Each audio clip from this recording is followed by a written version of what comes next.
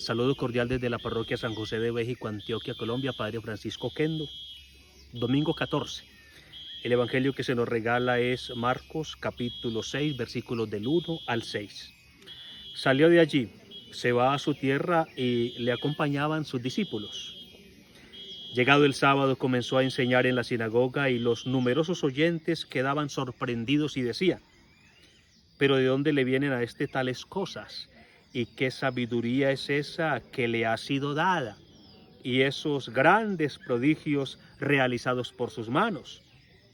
¿No es este el carpintero, el hijo de María, hermano de Santiago y de José, de Judas y de Simón? ¿Y no viven sus hermanas aquí entre nosotros? Y estaban escandalizados por él. Entonces Jesús les decía: a un profeta solo lo desprecian en su tierra, en sus parientes y en su casa. No pudo pues hacer allí milagro alguno, fuera de curar a unos pocos enfermos, imponiéndoles las manos. Y quedó extrañado de aquella incredulidad. El evangelio pues puede dividirse así: una introducción que nos ubica geográfica y cronológicamente, que encontramos en los versículos 1 y 2. En efecto, allí se nos informa a dónde llegó Jesús, a su patria, con quienes llegó, con sus discípulos, y cuándo sucedieron los hechos en el día del descanso, en el día del culto comunitario. La segunda parte es la enseñanza de Jesús en la sinagoga y la reacción de sus paisanos, versículos del 2 al 3. Y la tercera parte es la reacción de Cristo a la incredulidad de su gente, versículos 4 a 6. El divino maestro llega a su patria. La palabra patria, en griego patris, evoca la figura paterna, en griego pater, porque la patria es la tierra de los padres. Por ello, de algún modo, la patria evoca también la idea de fraternidad, una cierta hermandad de quienes reconocen a uno o a unos padres comunes como origen de la patria. El divino maestro no llega solo, llega acompañado con sus discípulos. La hermandad que él ha originado, la nueva familia constituida por quienes cumplen la voluntad del Padre, constituyéndose así en hermanos y hermanas de Cristo, como se lee en el Evangelio de Marcos capítulo 3. En el día del culto comunitario, en el día del descanso, en el Shabbat, en el lugar del culto comunitario, en la sinagoga, el divino maestro enseña. Es la sinagoga que él ha frecuentado siempre, pero esta vez no está allí para recibir, sino para dar. No está allí para ser instruido, sino para instruir. No está allí para ser orientado, sino para orientar, mostrando el sentido de la vida, el reino de Dios, que se concreta en una hermandad sin límites que llamamos iglesia. No sabemos el contenido de su enseñanza, pero la presencia de su comunidad, de sus discípulos, permite pensar que su enseñanza es la proclamación del reino que se concreta en la iglesia, la nueva familia, la nueva fraternidad. Sus paisanos y parientes elogian la sabiduría bella y la belleza sabia de sus palabras, pero no creen que él sea el Dios reinante que anuncia el reino de Dios. Cristo se presenta con 3 dones. El primero, su enseñanza sabia que deja a su auditorio cuestionando y admirando. Segundo, el relato de sus milagros potentes, llevado a cabo seguramente por sus discípulos, quienes cuentan, narran cómo le devolvió la vida a una niña de 12 años, cómo curó a una incurable hemorroísa que padecía una enfermedad desde hacía 12 años, y tantos otros portentos de los cuales ellos habían sido testigos. Tercero, se presenta con su comunidad, hermandad que es la incipiente presencia del reino de Dios. No obstante, sus parientes no creen. Para ellos Jesús no es más que el sólido carpintero que han conocido siempre. Jesús no es más que el hijo de María, a la que todos conocen. Jesús no es más que el hermano, es decir, el pariente de Santiago, José, Judas y Simón, tan humano como sus hermanos. Jesús no es más que el hermano o el pariente de sus hermanas, a las que todos conocen porque viven ahí, en medio del pueblo. Para sus parientes, por tanto, Jesús es tan humano como sus hermanos y sus hermanas, y es solamente humano como sus hermanos y sus hermanas. Por eso, dice el Evangelio, se escandalizaron por causa de él.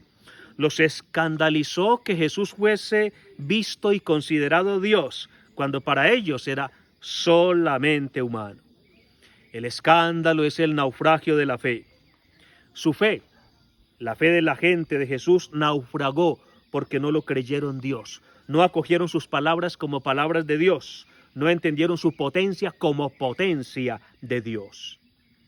Es curioso cómo los parientes de Cristo usan el argumento de los hermanos y hermanas para negar la divinidad de Jesús. También hoy, muchos siguen usando el argumento de los hermanos y hermanas de Jesús para negar la maternidad virginal de la Virgen María. En ambos casos hay siempre un naufragio de la fe, pues María es la siempre virgen porque de ella no nació un hombre cualquiera, que era lo que los parientes de Cristo pensaban acerca de él, que fuese un hombre cualquiera, sino que de María nació el Dios humanado. Un signo único, la virginidad de María, para un evento único, el nacimiento del Dios con nosotros, como lo había profetizado ya Isaías. Pero Marcos no está afirmando que María, la Virgen Madre, tuvo más hijos. Al contrario, lo está negando. En efecto, los hermanos y hermanas de Jesús son los mismos que en el versículo 4 son llamados parientes de Cristo o la casa de Jesús. Para entender esto hay que tener en cuenta que en la sociedad patriarcal de la época el padre es el padre, y mientras él viva, todos los que están bajo su sombra, hijos, nietos, bisnietos, tataranietos, vivían como hermanos, se llamaban hermanos, se trataban como hermanos, aunque en verdad eran parientes cercanos y no hermanos carnales de padre o madre. Se cree que Nazaret en la época de Cristo tenía unas 500 personas. Es más, algunos estudiosos con buenas bases procedentes de los estudios arqueológicos rebajan la cifra y dice que tenía no más de 150 habitantes. Nazaret, por tanto, era un pequeño caserío donde todos eran parientes. Precisamente por eso le dolió a Cristo el rechazo. Era su gente, su familia extendida, sus parientes cercanos, la gente con la cual él había nacido y crecido. En síntesis, los llamados hermanos y hermanas de Cristo son sus parientes cercanos y no son otros hijos de María, como algunos proponen. Para evitar el equívoco, Marcos afirma sutilmente que María no tuvo más hijos. Lo hace dando a Cristo un título original que leemos en el versículo 3. El Hijo de María. No dice el Evangelio que Jesús sea uno de los tantos hijos de María. Hay que darle el peso que se merece al artículo determinativo. Jesús es el Hijo de María, enfatizando la unicidad. Si se entiende así, es claro que los 4 hermanos mencionados después son sus parientes cercanos, porque ya Marcos ha afirmado que María tuvo solo un hijo, el Hijo único de María. Entonces, ¿por qué arriesgarse a una mala interpretación?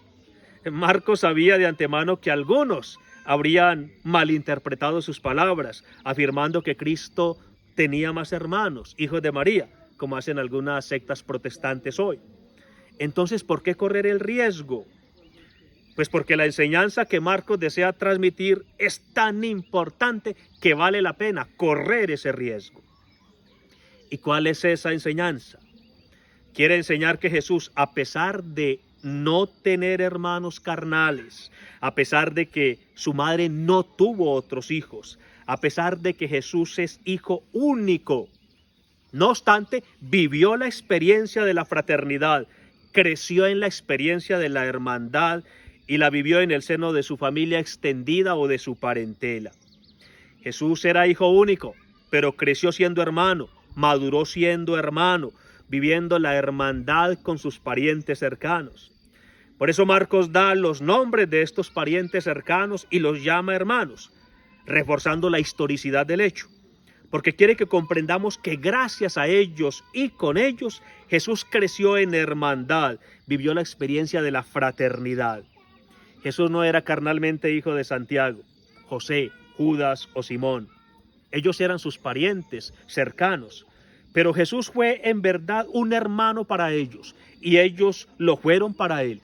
Pues la hermandad no es solo un asunto de sangre, sino y sobre todo de relación y de corazón. ¿Por qué es tan importante esta enseñanza para Marcos? Pues porque no puede ser que aquel que está proponiendo al mundo el reino y que lo propone como una nueva fraternidad no haya sabido qué significa ser hermano. Es necesario dejar asentado y firme que Jesús vivió la experiencia de la fraternidad y que por ello propone la hermandad. Jesús, que propone el reino como nueva hermandad, es de algún modo deudor de sus parientes cercanos, gracias a los cuales aprendió qué significa ser hermano. Precisamente por eso se admiró y le dolió que su propia gente rechazara su propuesta de la nueva hermandad, aquellos con los cuales había aprendido a ser hermano. Jesús propone la nueva fraternidad que ya no se basa en vínculos carnales, en vínculos de sangre, sino en el cumplimiento de la voluntad del Padre, en el vínculo que crea la fe. Pero la fe en este caso no unió a quienes unió el parentesco. Por ello dice el Evangelio en el versículo 6, se admiró Jesús de la incredulidad de ellos. Su falta de fe contrasta con la fe salvadora de la hemorroísa y de Jairo. Qué doloroso para Jesús el ver cómo los extraños abundan en fe, mientras los suyos carecen de ella. Los extraños acogen la propuesta de la nueva hermandad, convirtiéndose en su nueva familia, mientras su familia rechaza la nueva hermandad, convirtiéndose en extraños. Los parientes de Jesús pasaron de la admiración al estupor, pero no del estupor a la fe. Ellos habían categorizado, estereotipado a Jesús, cerrándose a toda novedad. Jesús hablaba con sabiduría divina, pero según el estereotipo social, no podía ser más que un carpintero, una especie de arquitecto de la época, capaz de construir casas para la vida, pero incapaz de construir el sentido de la vida. Jesús hizo portentos que no ha hecho hombre alguno, pero según la categorización social de su gente, él no podía ser más que el hijo de María, una mujer considerada insignificante en una sociedad insignificante de un pueblo insignificante. En efecto, Nazaret no es mencionado en el Antiguo Testamento, y Felipe dice de ella en el Nuevo Testamento que de allí no puede salir nada bueno. Jesús se presenta con su comunidad de discípulos, encarnación de la nueva hermandad, con pretensiones universales. Fraternidad que llamamos iglesia. Pero según el estereotipo social, él no puede tener una fraternidad que vaya más allá de sus conocidos parientes cercanos. Su fraternidad se debe agotar, piensa su gente, en Santiago, José, Judas y Simón, y algunos parientes y algunas parientes cercanas que viven en Nazaret. La gente de Nazaret no es capaz de romper sus esquemas mentales, sus categorías y estereotipos sociales, con base en los cuales Jesús es un hombre y nada más. Admirable quizás, pero no creíble, no seguible, no amable. Así, su gente se cierra en una carencia y se deja definir por una falta, la falta de fe. Y a quienes no creen, les falta el elemento unitivo de la nueva fraternidad, la nueva hermandad que Cristo inaugura. ¿Cuánto es necesario en el hiperindividualismo moderno sabernos hermanos, sentirnos hermanos, acogernos como hermanos, tratarnos como hermanos, amarnos como hermanos? Las actuales guerras que tiñen de sangre nuestra época son prueba de cuánto estamos lejos de vivir la propuesta de Cristo de la nueva y universal fraternidad. Es lo que el Papa Francisco ha querido recordarnos con su bellísima encíclica Fratelli Tutti, es decir, todos hermanos. Como la gente de Nazaret, también hoy abundan las excusas y los pretextos para decidir no creer y rechazar la propuesta de la nueva y universal fraternidad.